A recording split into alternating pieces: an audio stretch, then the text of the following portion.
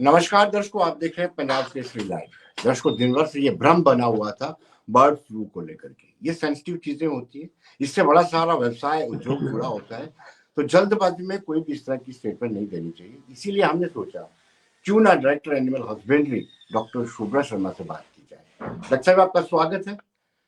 Thank you well, क्या क्या आपको लगता है कि अलार्मिंग सिचुएशन है बर्ड फ्लू को लेकर के, या ऐसे ही थोड़ा सा ज्यादा एग्जैजरेट करके फैलाया जा रहा है? जी, मैं आपसे कहूंगी कि कोई अलार्मिंग सिचुएशन बर्ड फ्लू की नहीं है। ये एक भ्रम है, पता नहीं कहाँ से ये फैलाया गया है। इस वक्त ऐसा कोई भी सिचुएशन नहीं है जिसकी कि बहुत अलार्मिंग हम बोलें कि सिचुएशन अलार्मिंग ही नहीं, बिल्कुल ऐसी सिचुएशन ही नहीं है कि बर्ड फ्लू आया हुआ है या फैला हुआ है। ये बिल्कुल गलत बताया जा रहा है। तो मैं आपके माध्यम से ये रिक्वेस्ट करूंगी कि लोगों के बीच में ये जो भ्रम फैलाया गया है, लोगों से ये रिक्वेस्ट करूंगी कि ये भ्रम बिल्कुल गलत फैलाया गया है। इस वक्त ऐसा कोई भी बर्ड फ्लू J&K में नहीं है। डॉक्टर शर्मा, ये एक सीजन रहता है ड्यूरिंग नवंबर एंड दिसंबर, इसके फ्लू के चांसेस रहते हैं। वैसे हमें अगर एहतियात बरतनी हो, क्या ऐसा कुछ है कि कुछ जिलों में हमने हाई अलर्ट किया हुआ है? ऐसा कुछ तो नहीं है ना? जी नहीं, ऐसा एक एक्चुअली हम लोगों ने यहाँ से कुछ सैंपल्स बाहर भेजे थे, उधमपुर, रियासी और पुंछ डिस्ट्रिक्ट के। तो उन डिस्ट्रिक्ट्स में बर्ड फ्लू की जो पुष्टि तो नहीं मैं कहूंगी, कुछ सैंपल्स में बर्ड फ्लू आया है, लेकिन वो बर्ड फ्लू जो है avian influenza, that is non pathogenic. Non pathogenic means उसका कोई हार्म नहीं है, ए वायरलेंट स्ट्रेन है, नॉन जोनेटिक है, पोल्ट्री बर्ड से ह्यूमन बींग्स में ट्रांसफर नहीं होता है। लेकिन चूंकि ये स्ट्रेन उनमें मिला है, तो हम ये चाहते हैं कि हम ये हमारा एक रूटीन ये मैटर है। हम हर महीने सैंपल्स बाहर भेजते हैं रूटीन सैम्पलिंग के लिए, और इस बार भी जब हमने ये सैम्पलिंग के लिए भेजे तो हमारे पास ऐसे स्ट्रेन्स नॉन पैथोजेनिक डिटेक्ट हुए हैं। लेकिन चूंकि ये म्यूटेट होते रहते हैं स्ट्रेन, जेनेटिक मेकअप इनका स्ट्रेन्स का जीनोम जो है वो म्यूटेट होता रहता है, और कभी वो वायरलेंट ना हो जाए इसकी प्रिकॉशन हमने ऑलरेडी एक एडवाइजरी अपने डिस्ट्रिक्ट्स में भेज दी है ऑल CHOs को कि वो एहतियात बरतें। और ये ऐसा अगर उनकी नॉलेज में कोई भी चीज नोटिस हो तो हमें जरूर वो इसके बारे में इन्फॉर्म करें, ताकि हम उसकी फाइनल टेस्टिंग करवा के ये कंफर्म कर पाए कि ऐसा है तो नहीं है। डॉक्टर शर्मा, एंट्री पॉइंट जिसको हम लखनपुर कहते हैं, वहां थोड़ी ज्यादा सख्ती बरतने की जरूरत है, वहां पर सैंपलिंग करने की जरूरत है। जी डू यू एग्री? जी बिल्कुल। अभी तो ऐसा कोई एवियन इन्फ्लुएंजा हमारी नॉलेज में नहीं है, आया नहीं है। जब जैसे ही अब, लेकिन फिर भी हम एज प्रिकॉशनरी मेजर्स लखनपुर में, मैंने कल ही रात को, परसों रात को हमने वहां दौरा किया, और वहां पे जो जो इंफ्रास्ट्रक्चर डेफिशिएंसीज हैं और लैब को प्रॉपर अपग्रेड करने की जरूरत है वो हम करेंगे, और ताकि हमारे अगर ऐसी अलार्मिंग सिचुएशन बनती है तो हमारा वही चेक पॉइंट है, वही चीजें रुक जाएं। वहां पे आपने कुछ लोगों के खिलाफ एक्शन, कुछ एम्प्लॉइज के खिलाफ एक्शन भी लिया? किस तरह की शिकायतें थी? जी, वहाँ मैंने जब लखनपुर में दौरा किया तो वो एवियन इन्फ्लुएंजा के रेफरेंस में नहीं किया कि जी। मैंने वो दौरा एक routine as a matter of my duty मैंने वहाँ किया, क्योंकि मुझे कुछ वहाँ इरेगुलरिटीज रिपोर्ट हुई थी, तो उस सिलसिले में मैंने वहाँ किया, और मैंने वो वहाँ की रेक्टिफिकेशन के लिए, उन चीजों की रेक्टिफिकेशन के लिए अपने कंसर्न ऑफिसर्स को इंस्ट्रक्शंस पास ऑन की हैं। बट एवियन इन्फ्लुएंजा यहाँ J&K में आ रहा है और उसको हमने चेक करने के लिए मैंने वहां विजिट किया, ये बिल्कुल इसमें कोई सच्चाई नहीं है।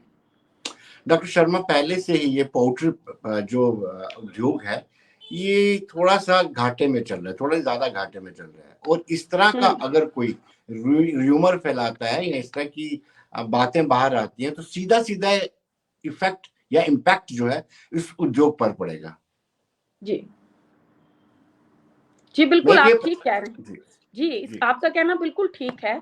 बट ये एक भ्रम है ना, लोगों में किसी ने फैलाया और लोग इसका इम्पैक्ट तो होगा ही, लेकिन ये है कि मैं इसको क्लेरिफाई कर रही हूँ कि ऐसा कुछ नहीं है। J&K is totally safe as far as the consumption of this poultry and poultry products is concern.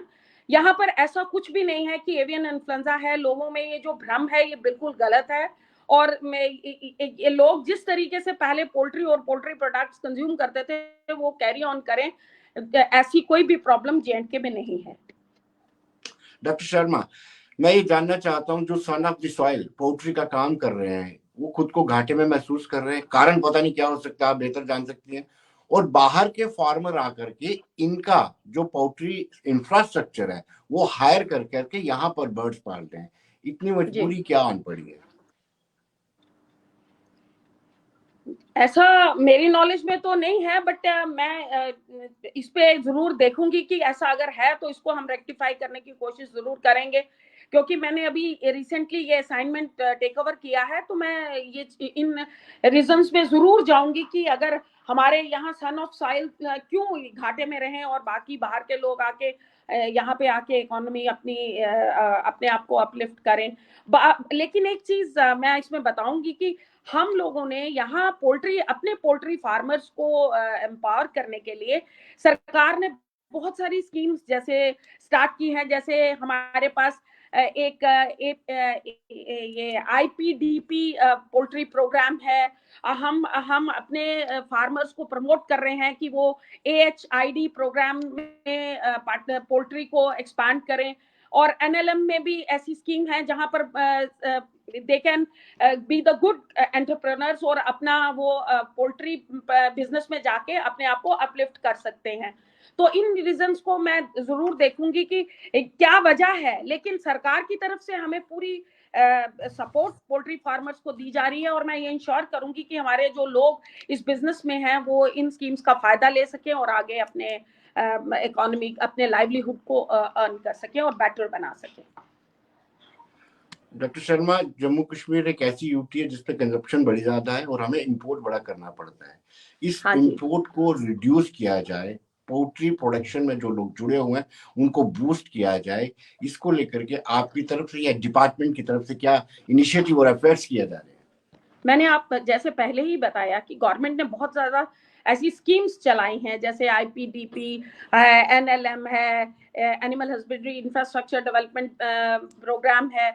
इन सब स्कीम्स में एक पोल्ट्री फार्मर जो भी इस बिजनेस को अडॉप्ट करना चाहे या अपने बिजनेस को एक्सपांड करना चाहे, तो वो इन स्कीम्स का फायदा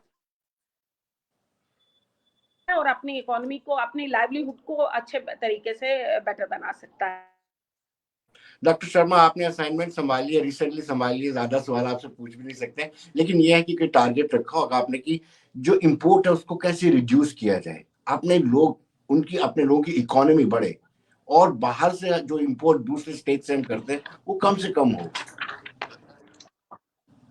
जी, मैंने इसी के लिए मैं ये बता रही हूँ कि ये जो डिफरेंट स्कीम्स हैं इसका हम अवेयरनेस कर रहे हैं लोगों में कि भाई आइए आप आगे और इन स्कीम्स का फायदा लीजिए, और जो यही स्कीम्स हैं जो हमारे सिर्फ पोल्ट्री फार्मर्स को एम्पावर ही नहीं करेंगी, बट हमारा जो डिपेंडेंस है नेबरिंग स्टेट्स पे या नेबरिंग यूटीज पे, वो डिपेंडेंस जो है हमारी कम हो जाएगी, और हमारा जो फार्मर है, पोल्ट्री फार्मर, वो अपने आप को एम्पावर कर पाएगा।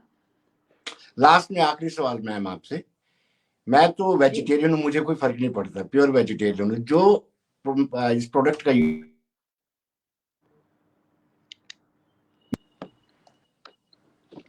जो पोल्ट्री प्रोडक्ट का कंज्यूम करते हैं उनके लिए क्या संदेश है?